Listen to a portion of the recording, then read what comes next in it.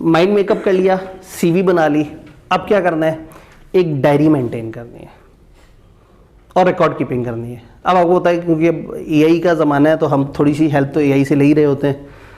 तो ये जनाब, ये भाई साहब जिस तरह से डायरी बना रहे, याद कर करके ये फिर दोबारा से याद करेगा, क्योंकि इतनी सारी फॉर्म है उसने बार बार याद कर करके जो है ना वो लिखते रहना है। तो एक डायरी मेंटेन करनी है। डायरी क्यों मेंटेन करनी है? डायरी इसलिए मेंटेन करनी है कि आपको याद रहे फर्म्स कितनी है, कुछ आइडिया है? 50, 70, 100, 115, 122,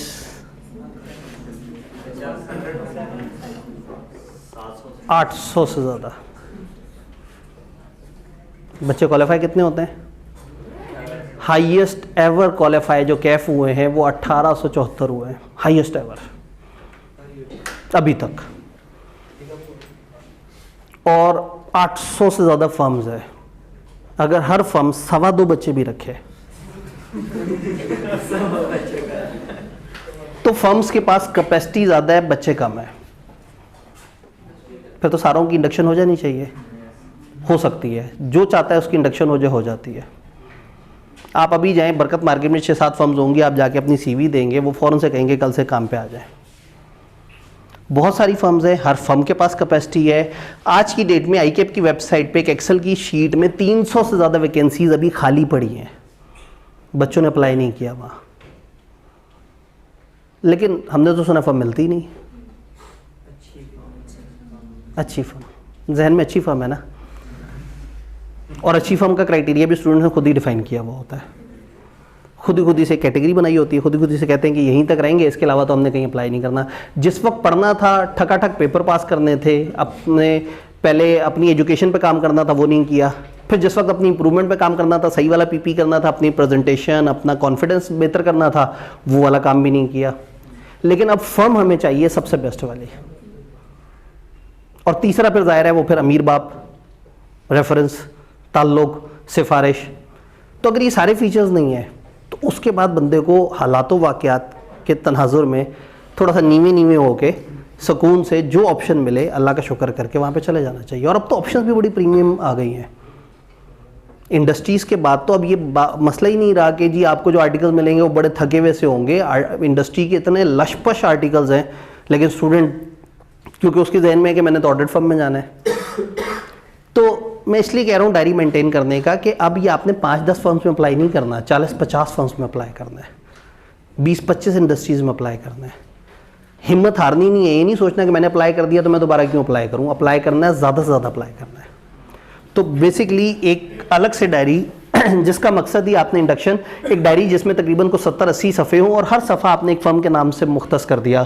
जैसे यहाँ KPMG लिखा हुआ है, यहाँ ABC & Co लिखा हुआ है, आपने KPMG और आपने यहाँ पे लिखा कि जी मैंने 11 मार्च को इन्हें कॉल की थी, तो इन्होंने कहा था कि 2 हफ्ते बाद हमारा वो ऑनलाइन वो आएगा, फॉर्म आएगा।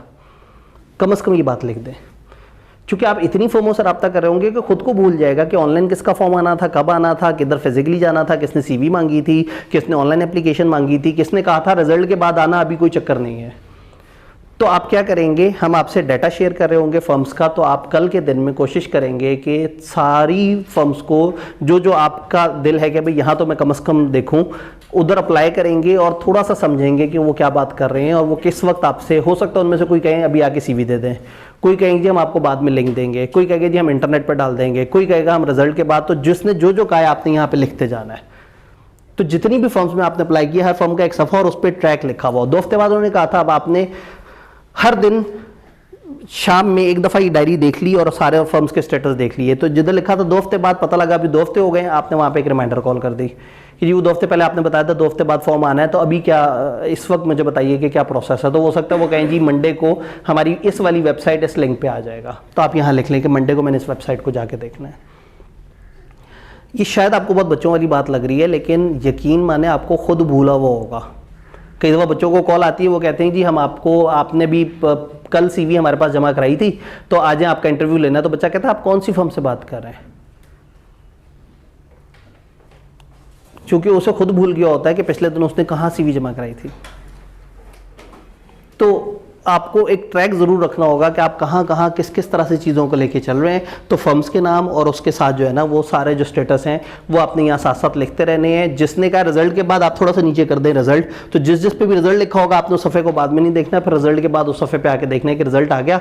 अब यहाँ देखूँ रिजल्ट आते साथ ही आपको अपनी CV अपडेट करनी होगी और वो जो आपने पेंडिंग पेपर अटेम्प्टेड या इस तरह का स्टेटस लिखा हुआ आप उसे क्वालिफाइड के स्टेटस में बदल लेंगे।